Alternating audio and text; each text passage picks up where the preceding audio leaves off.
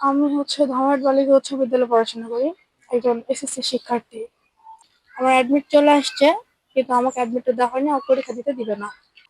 প্রধান শিক্ষক যে ওনাকে আমি বলছিলাম, সাবিয়া ইয়াসমিন প্রধান শিক্ষকের নাম। ওনাকে আমি যখন জিজ্ঞেস করলাম, আমাকে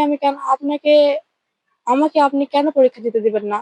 তো উনি পরে বলতেছে, উনি কোনো উত্তর দেয়নি আমাকে।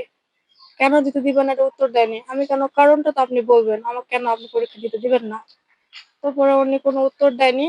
তো উনি আমাকে বলতেছে, তুমি আর নেক্সট টাইম স্কুলে আসবে না। আমি শুনিনি, আমি ওখানে ছিলাম। তো পরে বাসায় আসছি, আসার পর ওনার সাথে ফোনে কথা বলছি। বলার পর ওনার একই কথা, পরীক্ষা দিতে দিবে না। কিছু কারণটা তো আপনি বলবেন কেন দিতে দিবেন না। আমার একটা লাইফ আপনি নষ্ট করবেন 1 বছর। আমার অ্যাডমিট কার্ড চলে আসছে, আপনি আমাকে অ্যাডমিট কার্ড দিবেন না, এটা তো হয় না। তো পরে বললাম, তো পরে ওনার একই কথা, আমাকে দিতে দিবে না। তো আমার 18 তারিখে অ্যাডমিট আসছিল। তো আমি আমার দাদুকে অ্যাডমিট নেওয়ার জন্য পাঠাইছিলাম। তো পরে দাদু গেছিল। দাদুকে অনেক বুঝাইছে, শুধাইছে। অনেক কিছু কথা বলছে, বলার পর দাদু পাঠাইছে। দাদুকে অ্যাডমিট দেয়নি। তো পরে আমি ভাবলাম যে আমার লাইফটা তো এভাবে নষ্ট করা যায় না। আমি তো চুপচাপ বসে থাকবো না। আমি ওনাকে বলছিলাম, উনি আমার কথা শোনে নাই। আমাকে তো আইনগত ব্যবস্থা নিতেই হবে। তো পরে নেক্সট আমি সবার সাথে কথা বললাম। কথা বলার পর ওরা ওরা তো শুনে সবাই বলতেছে যে এটা তো করা ওদের ঠিক না। একটা পারিবারিক বিষয় নিয়ে স্কুলে নিয়ে যাওয়া তো ওনাদের ঠিক না। আপনি স্কুলে কোনো কিছু করছেন নাকি সেটা ওনাকে দেখতে হবে, যেহেতু ওদের প্রধান শিক্ষক, যাচাই করতে হবে ওনাকে। তো পরে উনি এখন বলতেছে যে আমরা দেখতেছি বিষয়টা, কারণ আপনার তো লাইফটা এভাবে নষ্ট করা যায় না। আমার চাওয়া যেহেতু দুইটা পরীক্ষা হয়ে গেছে, এখন বাদ বাকি যেগুলো না আছে আমি নেক্সট এগুলো দিতে চাই। তো পরের বছর আমি এই দুটো পরীক্ষা দিতে চাই।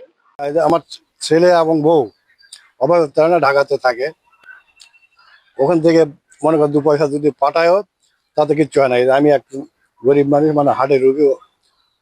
তার অবস্থাও মনে করেন এর মধ্যে আমি নাতি নাতিকে লালন পালন করতেছি। এই পরীক্ষাটা 3 দিন আগে আমি নিজে যাওয়ার জন্য যাই, আমি ব্যর্থতা হয়ে শুনি একবারে পুরোটাই না খোঁজ করেছে না, উনি পরীক্ষা দিতে পারবে না, বোর্ডে দেওয়া হয়েছে বা নিউজ। এই অবস্থায় এখন এই যে অনিশ্চিত আমার নাতনিটা পরীক্ষা পরীক্ষা দিতে পারে না, এই 1 বছর চলে আসে, আবার সামনে কি অবস্থা হবে। এই বারবার মনে করেন হুমকি দিচ্ছে যে আত্মহত্যা করবে। তাহলে এই দায়িত্বটা কারা নিবে? এটাও কিন্তু একটা বিশাল জানার বিষয় আপনাদের। এর জন্য আমি আইনের কাছে আমি বিচার চাই। এবং পরীক্ষা না দিতে আমি মনে করেন আইনের পদক্ষেপ যা লাগে আমি কিছু কাজ যাবো, যেন বলা আছে কালকে। শিক্ষার্থীকে অ্যাডমিট দিয়ে দেওয়ার জন্য আমি তো দেওয়ার জন্য রেডি আছি। ভুল বশত ওই শিক্ষার্থী অ্যাডমিট নিতে যায় নাই প্রতিষ্ঠানে। তো এখন এই শিক্ষার্থী যাচ্ছে, অ্যাডমিট দিয়ে দেবো, সে পরীক্ষা দিবে। একটু আপনারা ওরকম তো আমার যোগাযোগ হয় নাই, যে মার মোবাইল নাম্বার বন্ধ, আমি যোগাযোগ করতে পারি নাই।